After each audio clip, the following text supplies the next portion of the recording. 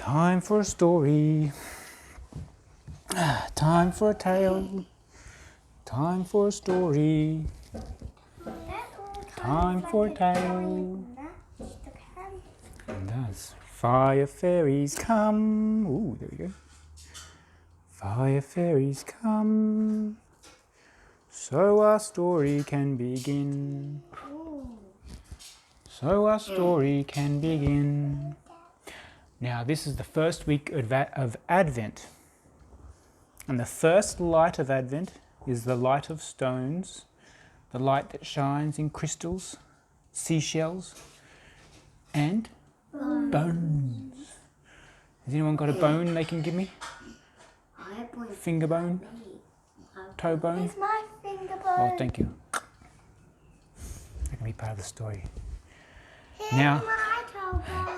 and this is the first Christmas story. It's a big Christmas story. It's about a lady called Mary and a man called Joseph. Excuse me, Daddy. No, please don't interrupt. And a man called Joseph. And they had to leave their town, their home in Nazareth, and make a long, long journey to their hometown of Bethlehem. And it was a very dangerous journey. They had to cross rivers and streams, rocky hills, steep cliffs, Henry, and steep mountains.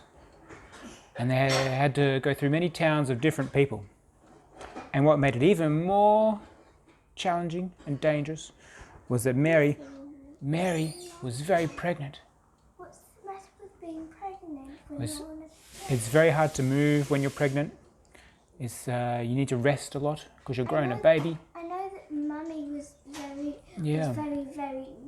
kind of like tired. She's very tired all the time, hungry, and you need to stay nice and calm. And an adventure of this sort can be kind of stressful. But luckily, Joseph this is my donkey, looks like a reindeer, but it's a donkey. He had a donkey. And the donkey would carry all of their things, their mattress for sleeping, their clothes, lots of water and food, all the things that they needed, all of their possessions. And sometimes the donkey would walk, and they would walk beside the donkey. And sometimes Mary was so tired, so she hopped on the donkey, and the donkey would carry Mary along the path. The donkey was very important. Dad, you forgot Yes, Essie? that's that donkey from that Okay. animal. There's a song about the donkey. Little donkey, on the dusty road. Got to keep on plodding onward with your precious load.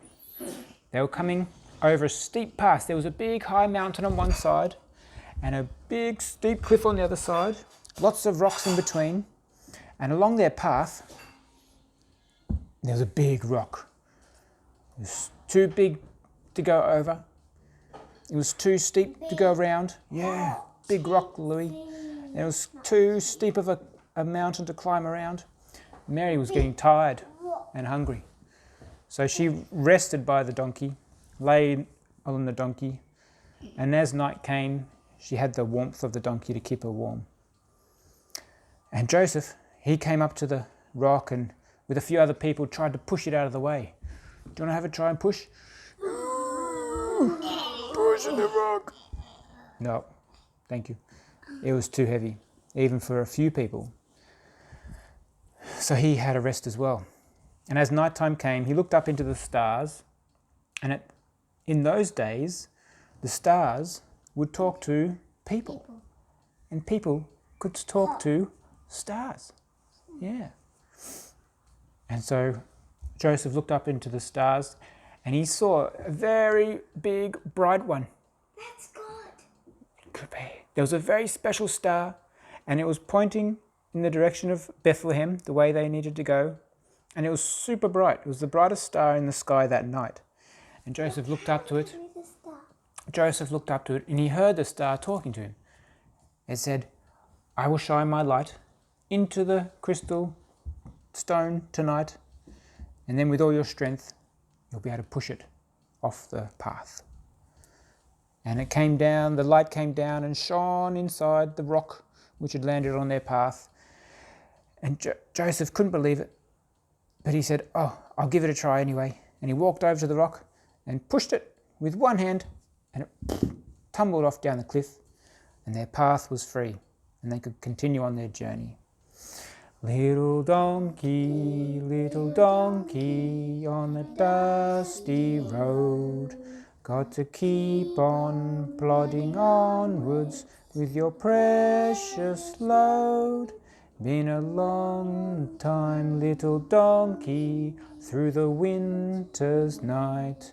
Don't give up now, little donkey, Bethlehem's in sight.